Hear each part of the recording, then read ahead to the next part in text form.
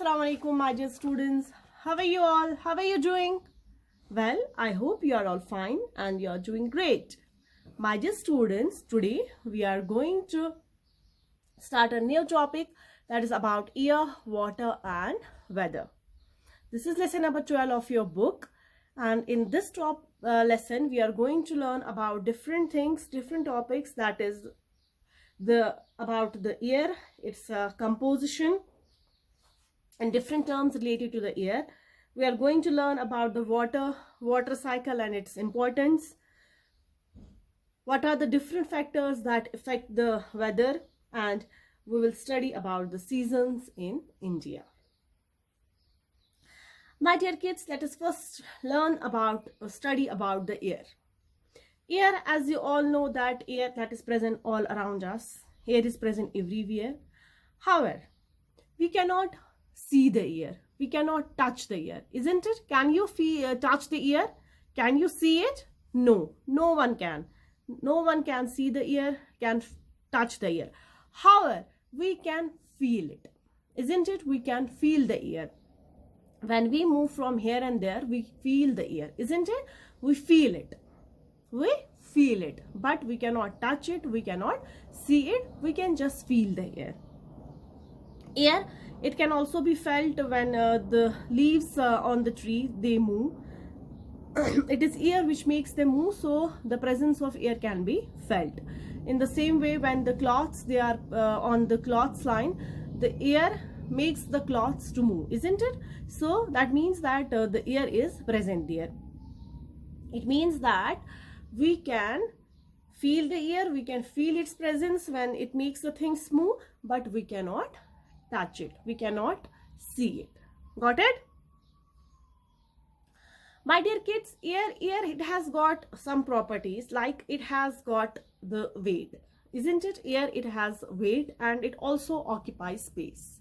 These are the properties of air. First, that it occupies space, and second, that it has weight. Now, how can we say that air it occupies space? My dear kids, if you take a balloon without air, you fill that balloon with air, you blow that balloon, you blow air in that balloon, what happens? You will notice that the balloon that inflates, that increases in size, isn't it? That balloon inflates, that increases in size. It means that air has occupied the space inside the balloon. This shows that air occupies space. This shows that air occupies space. Now, if you weight the balloon with air and without air on a weighing scale, what you will find? You will find that the balloon without air, that weighs less as compared to the balloon that is filled with the air. So it shows that air also has weight. So these are the two properties of air. That is, first of all, that air occupies space and it has also got the weight. When we fill, my dear kids, when we fill this, you might have observed that when we fill the empty cylinder, gas cylinder at your home with air, with gas, it increases in weight, isn't it? Its weight increases. It becomes heavy, isn't it? It means that air, it has got the weight. Air, it has got the weight and also it occupies the space. These are the two properties of air. First, that it occupies the space and it has also weight. Got it? Now, here are few of the terms which are associated with the air. First of all, wind. What is wind? Simply moving air. Moving air is called wind. Moving air is called wind. The wind is called the moving air. Moving air is called wind. Second is breeze. What is breeze? A wind that blows gently is called breeze. Breeze, a wind that blows gently is called breeze. What is breeze? Breeze is a wind that blows gently. Sometimes what happens when we sit in a garden or somewhere where the slow and gentle air is moving, and that air that makes us feel, wow, so it's so soothing, isn't it? That air which is so gentle, which is so calm, that makes us feel soothing, comfortable, that air is known as breeze. That air is known as breeze. So a gentle air, that is known as the breeze. One more term that is associated with the air is gale. Gale is a wind that blows strongly. Gale, what is gale? Gale is a wind that blows strongly. The strong wind is known as the gale. Got it? Storm. Strong winds with rain, thunder or snow cause storm. They cause a lot of damage. What happens sometimes? There is a strong wind associated with rain, thunder, and that wind that causes a lot of damage, isn't it? That makes the roofs, or that sweeps away everything, that uproots the trees, that these roofs of the houses, they are blown away. So that strong wind which causes damage is known as storm. What is that strong wind known as? Storm. Storm is the strong wind that causes a lot of damage, isn't it? So these were few of the terms associated with the air. Got it? Got it? Very good. Now, my dear kids, now let us see the composition of the air. What does air contain? What is its composition? My dear kids, air, it is the mixture of several gases. It contains many gases like oxygen, carbon dioxide, nitrogen, argon, etc. It contains so many gases. Oxygen, as you all know, that oxygen is needed by all the living organisms like plants, by animals for breathing, isn't it? Oxygen is needed by all the living organisms, by plants, by animals for respiration. All the plants, all the animals, they depend upon this oxygen for their survival, isn't it?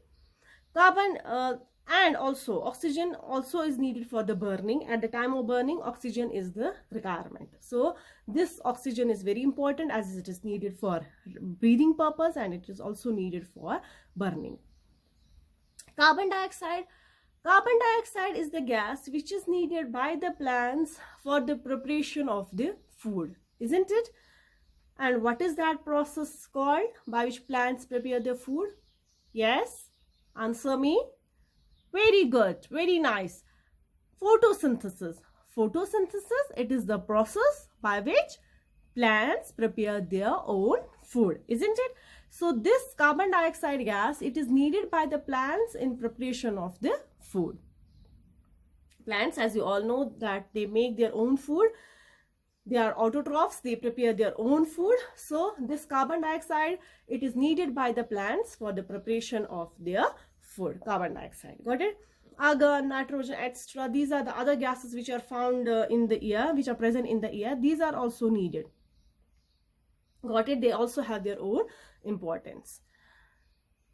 Air, it also contains water vapor, smoke, dust particles, germs, etc.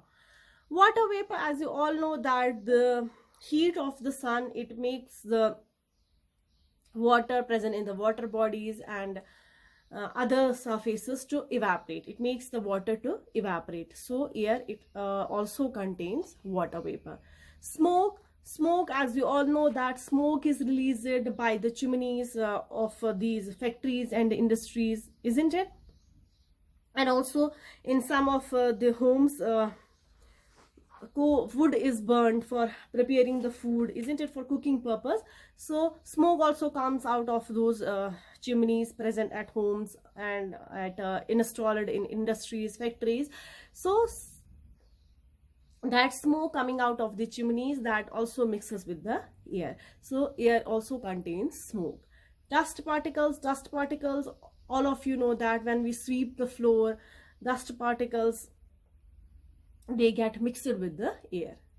They remain suspended in the air. Got it? Germs, they are also present in the air and they are very harmful.